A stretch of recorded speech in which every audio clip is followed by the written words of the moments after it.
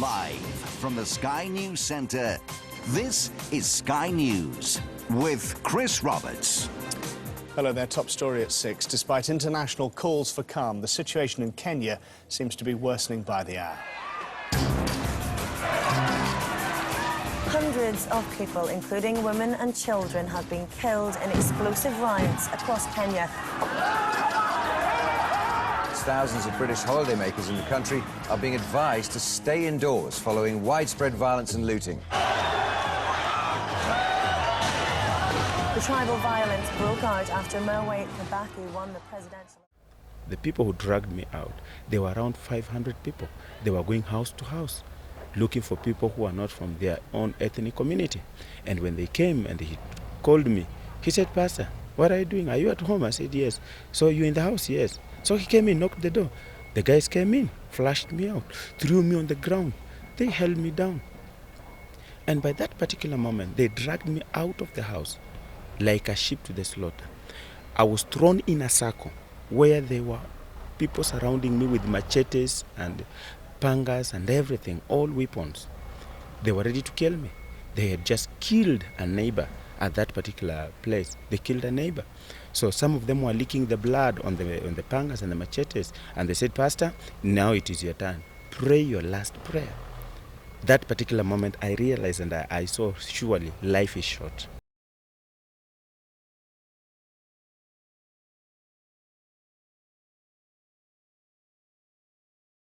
Advocacy maana yake ni kunena kwa wasioweza kunena ama kutetea haki za wasio na sauti.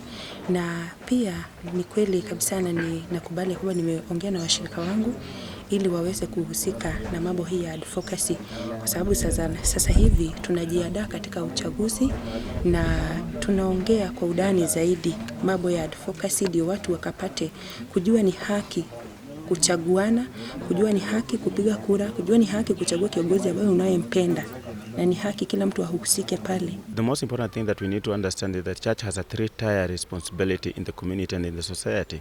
The church is one, responsible for the spiritual aspect. The church is also responsible for the social responsibility, and the church is also responsible for the economical responsibility of the members and the people in the church. And that is why when the church is being involved in this, it is not that we are abdicating our spiritual role, but it's only that we are now enforcing and empowering the members not only to be spiritual, they are also human beings. They have also their rights, and their rights are the social rights, which are also found in the elective processes, which they need not only to know about, but also to participate.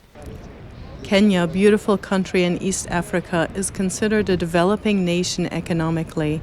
In 2007, the Kenyan government unveiled Vision 2030, an economic development program it hopes will put the country in the same league as the Asian economic tigers by the year 2030. However, Kenya is struggling with tribalism. That is, there are conflicts between some of the 65 ethnic groups within its borders. This affects the political climate because people tend to vote for someone they can trust, someone who speaks the same language. The antagonism that exists has caused riots in the last few elections, reaching a peak in 2008, when about 1,500 people were killed and nearly 600,000 fled their homes. Many of these refugees are still living in tented camps for internally displaced persons.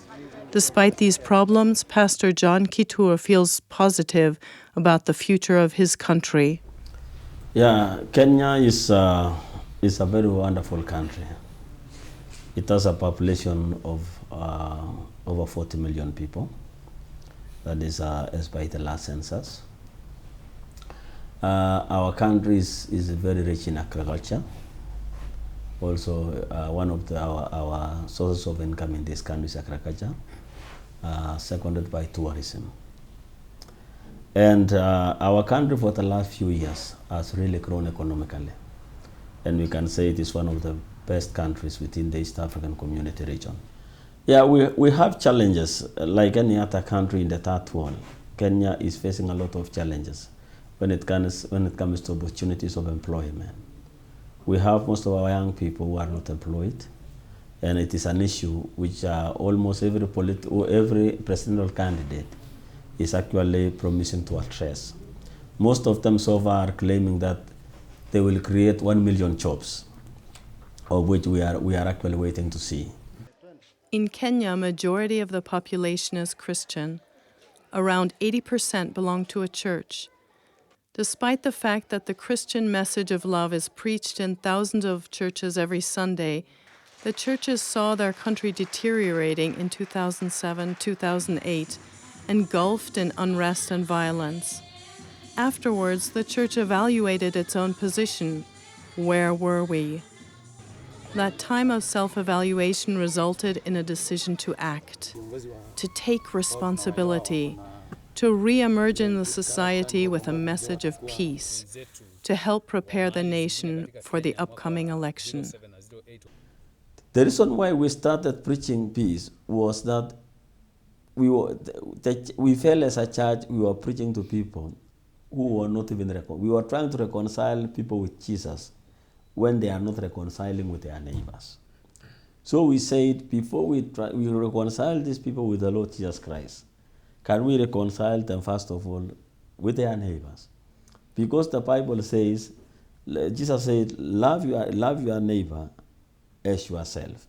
And then we discovered when there is hatred, when there is hostility, and then you realize people have a problem. So I think as a church we felt we were in a better place. Paloma Leila and Tamu Gweye and their 2 children live in Kawangware, a suburb of Nairobi. Tom works as a pastor in a church in Kawangware, and Leila is an accountant at a child development center. My biggest need is how to support my family, and also have hope for the future. And that means how can I prepare and plan for the future? Because as the children are growing up, you know, it will come a time when we need to spend more for them. Both Tom and Leila work for and are members of the Free Pentecostal Fellowship in Kenya.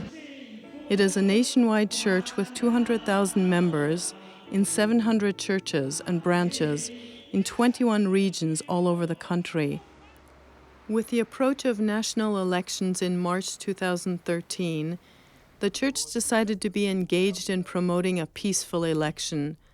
Together with PMU Interlife, they therefore designed an advocacy project. A national committee was formed, which was responsible for leading activities in different regions of Kenya. A vision statement was formed. Full participation of Kenyan citizens in democratically free and fair elections, devoid of electoral violence where the rule of law is respected and people coexist peacefully. To reach this vision, the group formed 7 project goals. In a workshop, decisions were made concerning target groups and activities. The plan was to reach youth leaders, opinion leaders, community leaders, church leaders, political leaders, the National Election Committee, the National Security and mass media.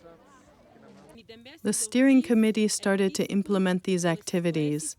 Kajiado is a region around 100 kilometers south of Nairobi.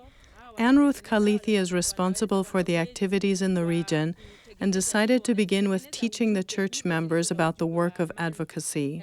Nchi yetu ya Kenya still tunaweza fundisha hata watoto kama hawa, maana hata watoto kama hawa wanaelewa wakifundishwa.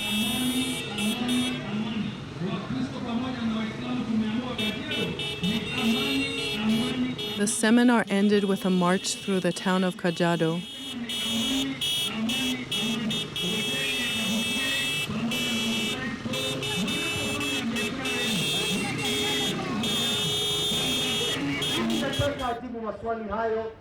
The country is getting closer to the election.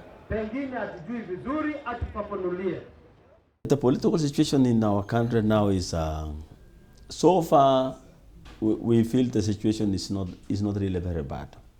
But there has been a lot of statements made by the politicians that we feel as a church it should not have been made. And these are the same statements that were made and that actually polarized the country in 2007. Like whereby somebody, a candidate is realizing he's going to lose. And then he started saying, my opponents have started rigging the elections. You know, such a statement to the common mwananchi, or to the common man, he may not understand. And especially in African context whereby there is trust of leadership.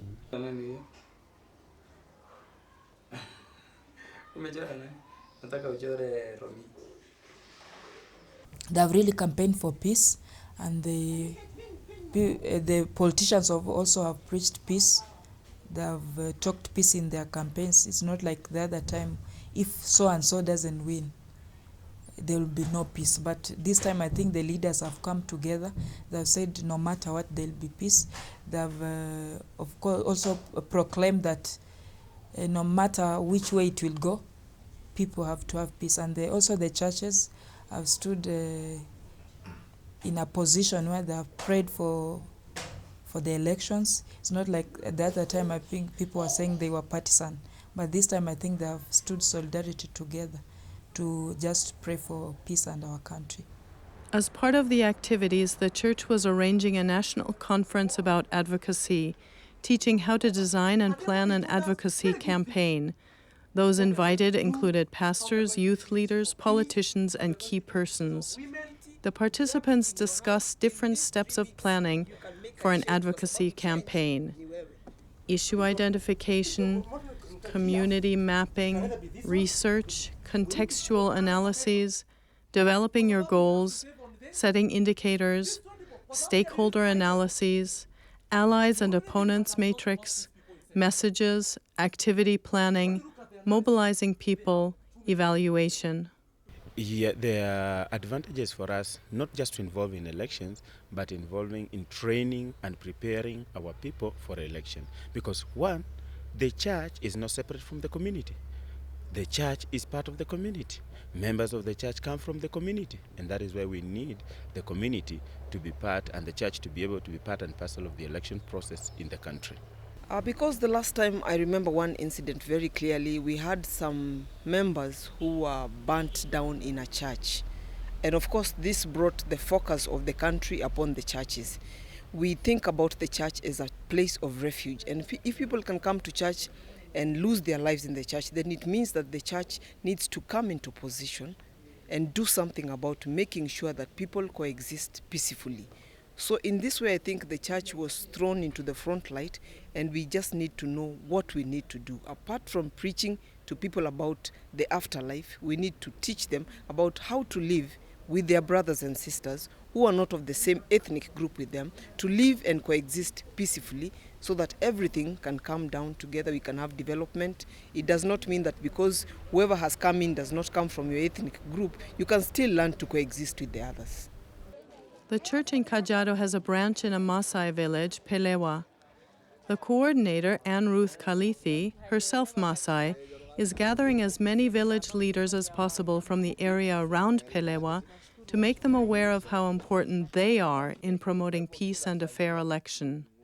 Mpango wangu kwanza ni kuwafikia wale ambao hatujaweza kuwafikia, maana tuna mpango wa kuweka semina zaidi ya kuwafikia watu.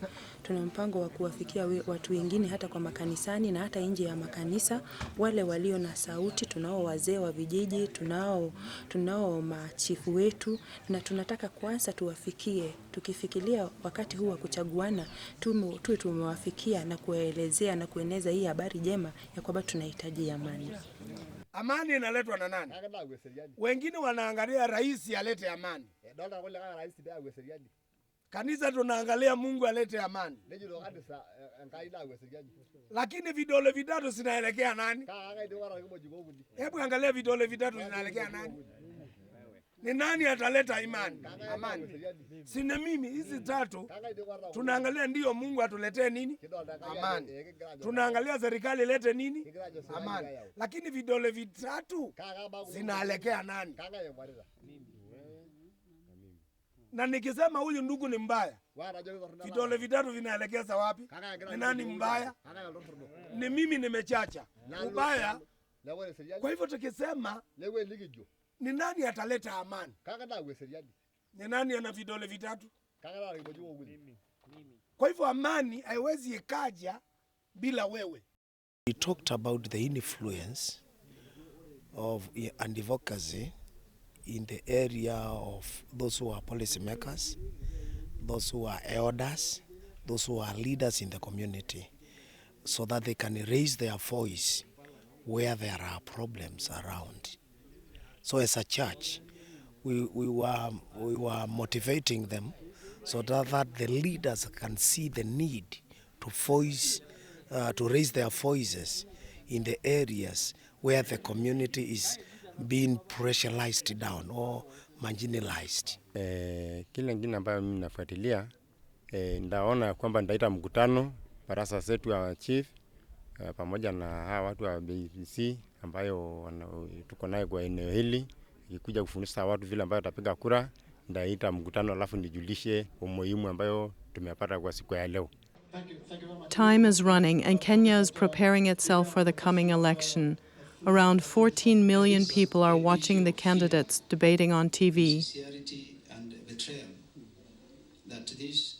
Among the three, generally speaking, from my observation and from what is happening in the country, and of course, two of them are very popular.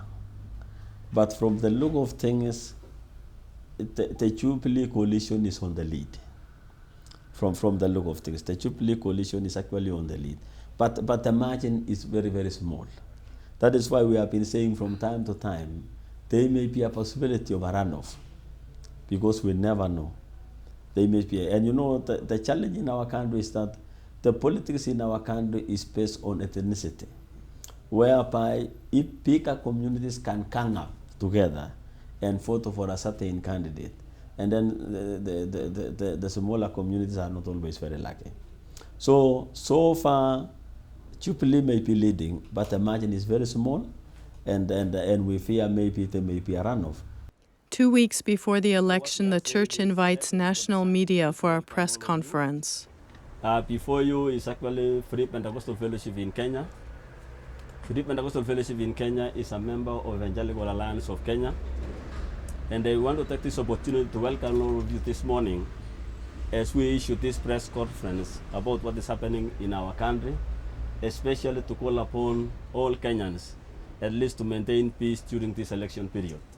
I'd like to see the church come out strongly, because in my view, and from what I've seen, I feel like the church has let Kenyans down in the past, especially in the year 2007, 2008. After the elections, we had violence. And I look at it personally that we had this violence because failure by the church to come out strongly and tell the people that this is one country, you have to remain united, you have to vote peacefully. Look at Kenya. We are told we are 80% Christians, but look at the evils we do. Are we really Christians? No. You know, we are very, very good pretenders, and it looks like most of us are just church goers, but not real Christians. And I feel this time round is the obligation of the church not to take sides, but to tell the people that you are one, vote as one, your opinion counts, but never should a church leader, a pastor, a bishop take sides. The last weekend before the election has come. The atmosphere is tense. Will Kenya remain calm, or will the events of the previous election be repeated? I'm expecting that everything will go on well. We are praying for peace because I don't think people have forgotten what happened last time, and that's why we believe that everything will go on peacefully. The day of the election is here, the 4th of March 2013. People are lining up and waiting, sometimes for hours, to exercise their democratic right. The closing time of the election halls is delayed. There are some incidents in the coastal region, but most parts of Kenya remain calm. Niliamka asubuhi na mapema saa 11 kamili nilikuwa kwa laini, lakini nilikuta wananchi wameamka mapema sana.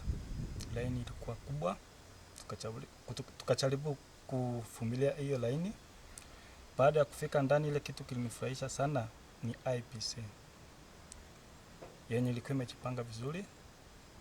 Kila mwananchi mwenye alikuwa anapiga kura lazima angekuwa na kitambulisho na kadi, lakini sana sana chenye niliona kinafanya kazi mzuri ni kitambulisho. Ukipeana kitambulisho, wanafinya kidole yako, picha yako na pia kwa mashini. Picha ikionyesha kwa mashini, ndio unaruhusiwa kupiga kura yako. From what I've heard from the televisions and also as I was coming to where I work, what I can say, people have decided to go and vote, and what we are seeing, there is a lot of peace within the voters, and also people are casting their votes accordingly, the way they want and how they feel from their own heart, without being forced by any person. Tom and Layla are coming home after standing in a line for 6 hours waiting for their turn to cast their vote. It was peaceful, it was fine. We woke up at 6 to go and vote. We managed to go and pick up a bus to the place. Then when we arrived, the queues were very long, like 2 kilometers, but we were patient. People also in the queue were patient to line and make sure that they vote. So we were able to vote finally at 1. So it was cool and it was fine. Everyone was peaceful and willing to vote. The election is over and the citizens of Kenya are resting. Next critical event is the announcement of the result. This happens a few days after the election. The situation stays calm. All the efforts of the church have not been in vain. The effect of the Advocacy Project in the society are a number of issues that have happened. We've seen results of it, that the community and the society has been able to be transformed. And one of the transformations that has come into the community is that people accepting the results of the election. This is something that has been advocated for by the church and the TOTs and the people that were trained.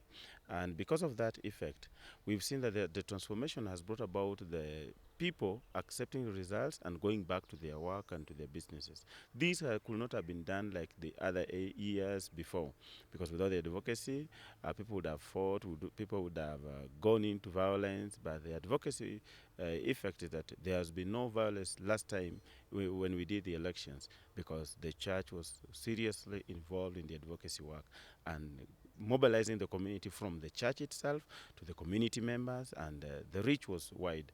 And there has been a great, tremendous report and the effect of that in the community.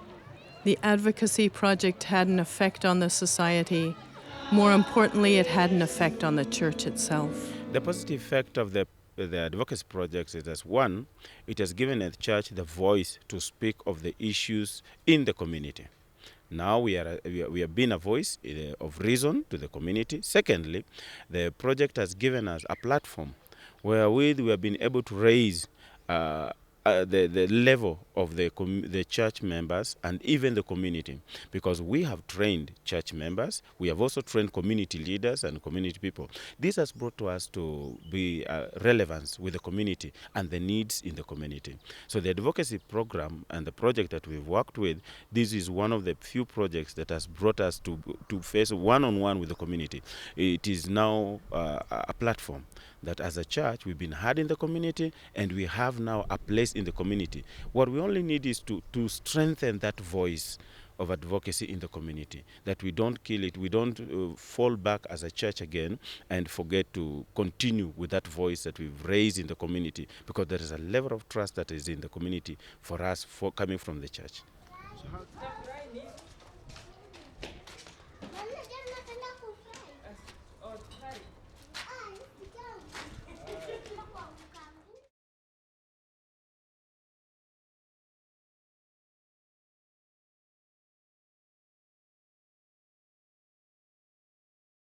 They were lifting up their pangas and their machetes. I was there kneeling down, not only kneeling, I was down on the floor. And I prayed my last prayer. And I can tell you it is a very dangerous and traumatizing thing. I prayed my last prayer and I said, God, it has come to my end. It is unfortunate to die at this particular moment. in such a scenario. And as I was praying, I was waiting for the machete to strike me. I knew that was my end. And let me tell you, my friends, you might hear this, you might watch this. It is easier to hear it and just say, okay, that's what happened. But when I recount it, when I speak about it, it is so fresh in my mind, it's so fresh in my heart, and it brings chilling down in my spine. Because at that particular moment, as I was kneeling there, expecting to be killed and to die, because they had just killed my neighbor there, something happened because they asked me to pray. I prayed and I blessed them. And I said, God, bless them, forgive them. And I prayed, God, I'm now ready. I come to you. I did not pray loudly. I couldn't pray loudly. I was trembling. I knew it's over. But at that particular moment, God did a miracle. There came in a Land Rover full of GSU personnel. From nowhere, I don't know where they came from. They started shooting in the air. People scampered. People started stepping on me. When I heard gunshots, I knew now someone will strike me with a panga and kill me as they ran over. But people stepped on me as they were running, commotion, helter-skelter in every direction. The only thing I remember is I heard someone shout, asking me, who are you? I did not lift up my face to look at him. I looked at his foot. When I looked at the foot, I saw it was a boot, an armed forces boot someone was putting on. So the women came over crying and praying and saying, thank you, you have just saved this man who would have been killed. At that particular moment, I knew I was safe. So they lifted me up, the GSU personnel. Then they asked me, is there any place we can take you so that, because if we leave you here, this group will come for you tonight.